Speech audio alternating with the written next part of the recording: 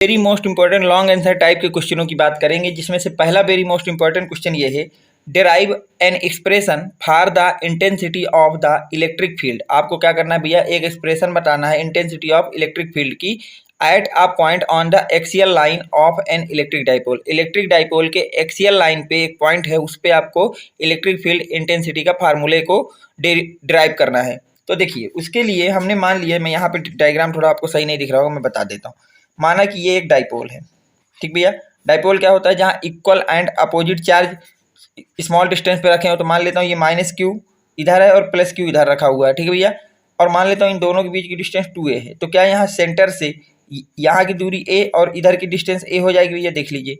अब axial position पे एक पॉइंट मान लेते हैं p है। अब मान लेते हैं p से जो आपका डाइपोल है, डाइपोल के सेंटर से p की दूरी r है। कितनी भैया, r है। तो ये बताइए, यहाँ से p की दूरी कितनी हो जाएगी, r - a हो जाएगी। और अगर इस पॉइंट से ध्यान से देखो, इसको नाम दे दो a पॉइंट और इसको नाम दे दो b पॉइंट। तो अगर a पॉइंट से देखो तो b जो पॉइंट p है उसकी डिस्टेंस कितनी हो जाएगी, r + a हो जाएगी। यहाँ तक पहले आप देख लीजिए, बस इतना आपको डायग्राम में बना देना है। अब देखिए मैंने आगे क्या लिखा है, उसको भी आपको लिखना है। Consider an electric dipole consisting of 2 equal and opposite charge. हमको पता है कि जो इलेक्ट्रिक डाइपोल होता है वो क्या होता है, जिसपे 2 इक्वल एंड अपोजिट चार्ज होते हैं। तो वही लिखा है, charges -q and +q located at a and b। मान लिया कि -q और +q पॉइंट है, जो कि कहाँ पे लोकेट है, पॉइंट a और पॉइंट b पे लोकेट है। These are separated by a distance 2a। जो दोनों के बीच की डिस्टेंस कितनी भैया, 2a है। Let p be a point of the axial line. और मान लेते हैं p एक पॉइंट है एक्सियल लाइन पे of a dipole at a distance r। जो डाइपोल के सेंटर से जिसकी डिस्टेंस कितनी भैया, r है, from the centre of dipole, ठीक भैया। आगे देखिए, इसके बाद then distance p from b। तो p की पॉइंट b से डिस्टेंस कितनी हो जाएगी, r - a हो जाएगी। एंड फ्रॉम a, और पॉइंट a से कितनी हो जाएगी, r + a हो जाएगी भैया। तो अब देखिए, intensity of electric field p due to +q charge. +q charge के कारण देखेंगे तो E कितना होता है, 1/4πε0 q डिवाइड बाई डिस्टेंस दोनों के बीच की। तो सेंटर से इसकी डिस्टेंस कितनी है, r - a का होल स्क्वायर हो जाएगा। आगे बोला गया है, intensity of electric field at point p due to -q का निकालना है। तो E2 मान लेते हैं इसको। तो ये क्या होता होगा, 1/4πε0 q अपॉन r + a का होल स्क्वायर हो जाएगा। अब देखिए, resultant intensity of electric field due to the dipole at point p। अब हम रिजल्टेंट की बात करें तो रिजल्टेंट क्या होगा, दोनों का सब्ट्रैक्शन होगा। तो E रिजल्टेंट किसके बराबर हो जाएगा, E1 - E2 के बराबर हो जाएगा। अब यहाँ E1 की वैल्यू रख दिया तो वो आ गई 1/4πε0। कितनी आ गई भैया, 1/4πε0 आ गई,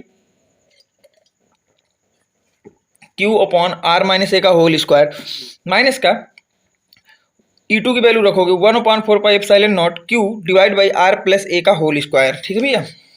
अब देखिए, यहाँ से q 1/4πε0 को आप कॉमन ले लीजिए, तो अंदर बचेगा 1/r - a का होल स्क्वायर और इधर बचेगा माइनस का 1/r + a का होल स्क्वायर। अब इनका एलसीएम लेके जब इसको सॉल्व करोगे तो क्या अंदर इस तरह की एक्सप्रेशन बनेगी। अब देखिए आगे भैया,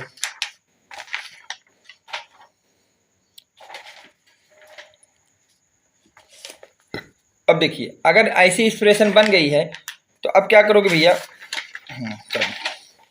अब उस स्क्वायर को जब आप अंदर खोलोगे, उस स्क्वायर को क्या करोगे भैया, जब खोलोगे तो q/4πε0 ये बनेगा अंदर, देख लीजिए सही से।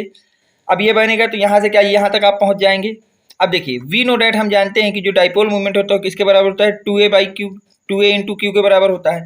तो क्या ये जो ऊपर रखा है फार्मूला, इसको मैं लिख सकता हूँ E = 1/4πε0 1/4πε0 ब्रैकेट में 2aq, q को अंदर भेज दिया, 2aq और 2r divide by r² - a² का होल स्क्वायर लिखा जा सकता है। अब देखिए, माना यहाँ से E = 1/4πε0 और यहाँ पे 2aq की जगह क्या p रख सकता हूँ, pr divide by r² - a² का होल स्क्वायर हो जाएगा। अब हमने यहाँ से कैसे मान लिया कि जो r है वो काफ़ी बड़ा है एज कम्पेयर टू a। तो यहाँ से r² - a² इक्वल टू हो जाएगा r²। कितना हो जाएगा भैया, r²। तो अगर यहाँ r² - a² की जगह r² रखोगे तो पूरे का होल स्क्वायर होकर r⁴ आ जाएगा। देखिए ये, अब ये एक ऊपर वाला और एक नीचे वाले r को खत्म कर देगा, तो यहाँ से 2p/r³ आ जाएगा कि नहीं आ जाएगा, देख लीजिए। तो फाइनली आपके पास फार्मूला ड्राइव होकर क्या आ गया, E = 1/4πε0 2p divide by r cube. ये इसको याद कर लेना, वेरी मोस्ट इंपॉर्टेंट फार्मूला। कई बार ये क्वेश्चन में आपने देखा ही होगा, कितने सालों से इसको लगातार पूछ रहा है। चलते हैं next very most important question की तरफ भैया। वो क्या कह रहा है, देखिए अगला क्वेश्चन कह रहा है obtain the formula for resulting of electric dipole. आपको इलेक्ट्रिक डाइपोल के रिजल्टेंट का फार्मूला ऑब्टेन करना है इन अ यूनिफॉर्म मैग्नेटिक फील्ड। किसमें भैया, यूनिफॉर्म मैग्नेटिक फील्ड में करना है। देखिए ये क्वेश्चन कब कब आया, 2006, 7, 9, 11, 13, 15, 17, 18, 20 तक आया है। ठीक है, तो पहले डायग्राम बनाएंगे कि ये एक यूनिफॉर्म इलेक्ट्रिक फील्ड हो गई, इसमें ये डाइपोल रखा है जिसका लेंथ 2a है, charge plus Q minus Q है। तो इस तरफ मैग्नेटिक फील्ड की तरफ को साइन कैसा लगता है भैया, प्लस है तो क्यू ई मैग्नेटिक फील्ड की डायरेक्शन में लगेगा, और माइनस वाला मैग्नेटिक फील्ड के अपोजिट डायरेक्शन में फोर्स लगाता है। अब फोर्स कितना लगता है भैया इलेक्ट्रॉनिक, मैंने पहले बताया है क्यू ई लगता है। तो क्यू ई ये प्लस क्यू के कारण इस साइड को रहेगा और इस माइनस क्यू के कारण इस साइड को रहेगा। तो टॉर्क ऑफ द डाइपोल, अगर हम लोग टॉर्क लिखें तो टॉर्क क्या होता है, पी साइन थीटा होता है। If it rotated by angle D theta, मान लेते हैं कि जो आपका ये टॉर्क है इसको हमने डी थीटा एंगल से थोड़ा सा रोटेट कर दिया, देन वर्क डन। तो उसके लिए हमें कितना वर्क करना पड़ेगा, डी डब्ल्यू equal to tau into d theta. अब देखिए डी डब्ल्यू इक्वल टू मैंने यहाँ टाउ की वैल्यू पुट कर दी, तो क्या P sign theta d theta होगा। चलते हैं भैया आगे,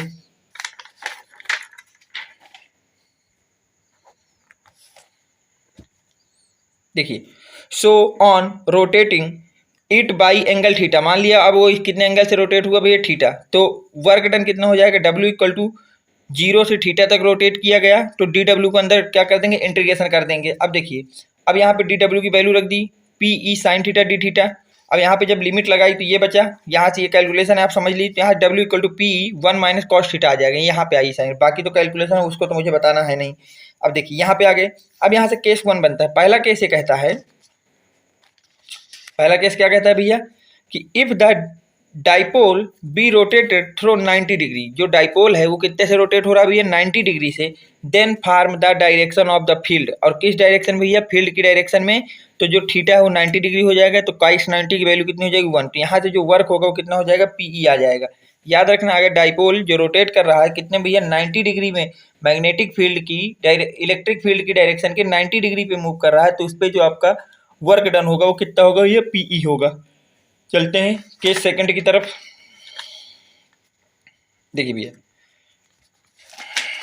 केस सेकंड क्या कहता है, केस सेकंड ये कहता है if the dipole is rotated, अगर डाइपोल को रोटेट किए गए थ्रू 180 डिग्री पे, कितने भी 180 डिग्री में, तो डायरेक्शन ऑफ द फील्ड क्या हो जाएगी, देखिए थीटा अब 180 हो जाएगा, तो कॉस 180 की वैल्यू होती -1, इस फार्मूले में रखोगे तो क्या है डब्ल्यू इक्वल टू पी आ जाएगा। देख लीजिए वेरी मोस्ट इंपॉर्टेंट न्यूमेरिकल था, वो डेरिवेशन था। अब चलते हैं अगले क्वेश्चन पे, वेरी मोस्ट इंपॉर्टेंट डेरिवेशन अगला, right Coulombic law of electrostatic. आपको कूलम्ब लॉ लिखना है किसके लिए भैया, इलेक्ट्रोस्टैटिक के लिए। ये 2003, 6, 9, 13, 18, 20 में पूछ चुका है।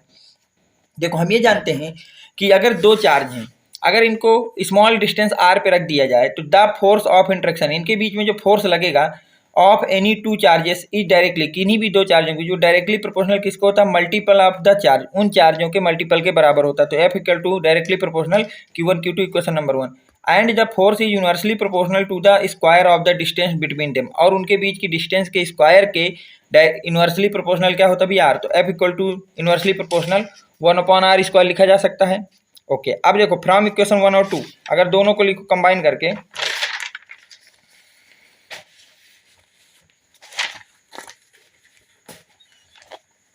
तो क्या ये लिखा जा सकता है फ्रॉम इक्वेशन 1 एंड 2, तो F directly proportional Q1 Q2 by r square.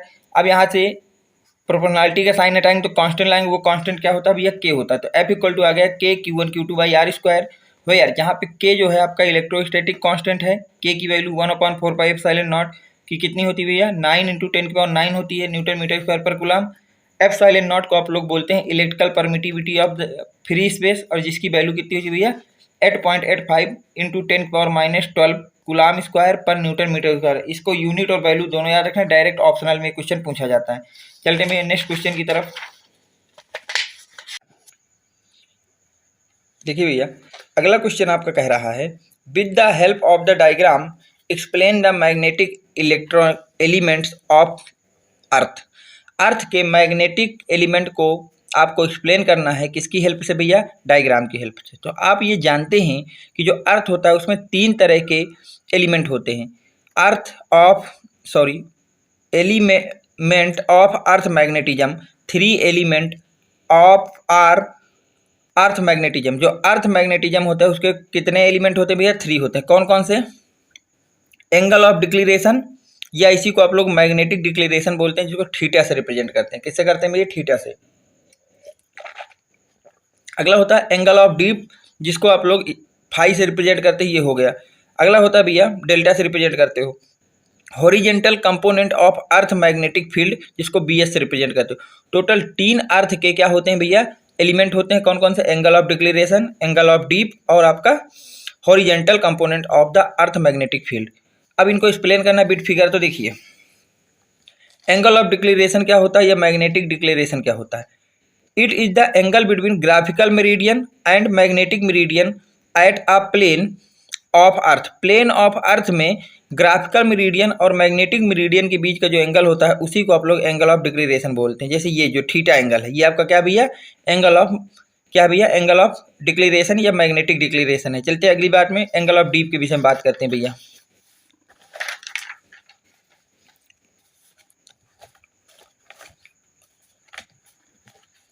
देखिए भैया एंगल ऑफ डीप की अगर हम लोग बात करें, in magnetic meridian angle made by deep needle bit horizontal. जो आपका मैग्नेटिक मेरिडियन एंगल होता है कि अगर वो आपका क्या हो जाए, डीप नीडल के द्वारा जो एंगल बनाता है हॉरिजेंटल में, उसको एंगल ऑफ डीप बोलते हैं। जो ये एंगल होता है इसको क्या बोलते हो भैया? एंगल ऑफ डीप बोलते हो। थर्ड आपका पॉइंट जो है horizontal component of earth magnetic field, जिसको बीएच करते हो। तो अर्थ की मैग्नेटिक फील्ड की डायरेक्शन भैया ये है। अब देखो इसका हॉरिजेंटल कंपोनेंट ये होगा और वर्टिकल कंपोनेंट ये होगा। तो हॉरिजेंटल कंपोनेंट पूछा तो किसके बराबर होगा? BE cos angle of dip, BE cos angle of dip के बराबर होगा भैया। अब देखिए इसको क्या करते हैं, अगर हम सही देखो और इसको इक्वेशन नंबर 1 मान लो और इसको इक्वेशन नंबर 2 मान लो और दोनों को 1 से 2 को अगर डिवाइड कर दो तो क्या होगा? देखिए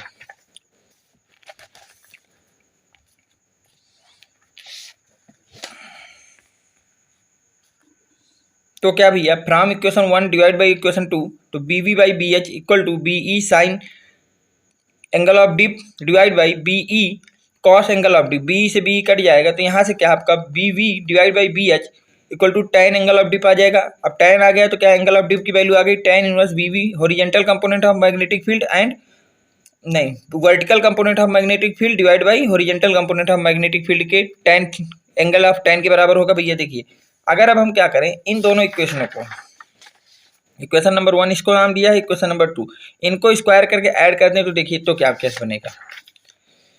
ऐसा करने पे क्या होगा भैया? देखिए squaring of both equation A and B और इसके बाद ऐड करना है, देन ऐड। तो वी बी का स्क्वायर प्लस बी एच का whole square equal to B का whole square sine square angle of dip का होल स्क्वायर और इधर हो जाएगा बी का whole square cos angle of dip का होल स्क्वायर। अब देखिए बी ई स्क्वायर को कॉमन ले लो तो अंदर क्या sine square delta plus cos square delta बनेगा, जिसकी वैल्यू 1 होती है। तो क्या यहाँ से B E square equal to B V square plus B H square हो जाएगा। तो magnetic field intensity of earth किसके बराबर हो जाएगी? रूट के अंदर magnetic field intensity of horizontal component का square plus magnetic field intensity horizontal component के स्क्वायर के सम का रूट के बराबर हो जाएगी। ठीक, चलते हैं भैया नेक्स्ट क्वेश्चन पे। Very most important question, what is the atomic model of magnet? ये आपको स्वयं करना है। What is the atomic model of magnet? ये 2005, 19, 13 और 18, इसका मतलब इस साल आने के चांस इसके 100% हैं। तो इसको याद रखना, what is the atomic model of magnet, इसको आपको करना है अच्छी तरह से। चलते हैं भैया नेक्स्ट और लास्ट क्वेश्चन पे आज के। उसमें देखिए बोला गया, क्या बोला है इस सवाल में भैया? आपको बोला गया है a prism is made up of material of refractive index. आपका जो प्रिज्म है वो किससे बना है? एक ऐसे मटेरियल से बना है जिसका रिफ्रैक्टिव इंडेक्स कितना भैया? √2 है। The angle of the prism is a, और जो एंगल ऑफ प्रिज्म है वो कितना भैया? ए है। If the angle of deviation कितना भैया? 90 - a है।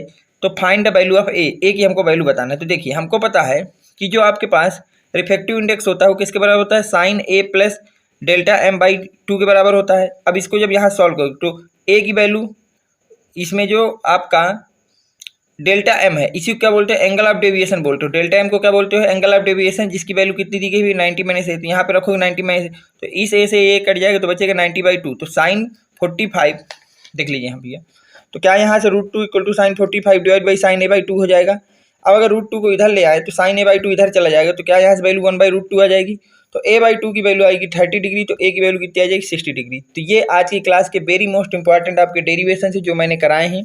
अब देखिए क्या करना है आपको, जितने भी इसके बाद आपको वीडियो अब कराए गए हैं, 7 से 8 वीडियो कम से कम कराए गए हैं, उन सारे वीडियो को आपको अच्छी तरह से क्लियर कर लेना और जितना कुछ पढ़ाएगा सिर्फ उसको पढ़ के जाना है। आपके 70 में से 60 मार्क्स फिजिक्स में श्योर है कि आ जाएंगे। इसके अलावा अब आपको कुछ भी नहीं करना। इसके अलावा अगर आपको कोई और क्वेरी चाहिए तो आपको सबको मेरा व्हाट्सएप नंबर पता है, नहीं पता तो डिस्क्रिप्शन में जाएंगे, वहाँ पे लिखा है और उसमें आपको आके अपनी कोई भी क्वेरी आप मुझसे ले सकते हैं। उम्मीद करता हूँ कि आज का वीडियो आपको पसंद आया होगा, तो वीडियो को लाइक करें, चैनल को सब्सक्राइब करें, ज़्यादा से ज़्यादा लोगों तक शेयर करें। Thanks for watching, next video coming soon.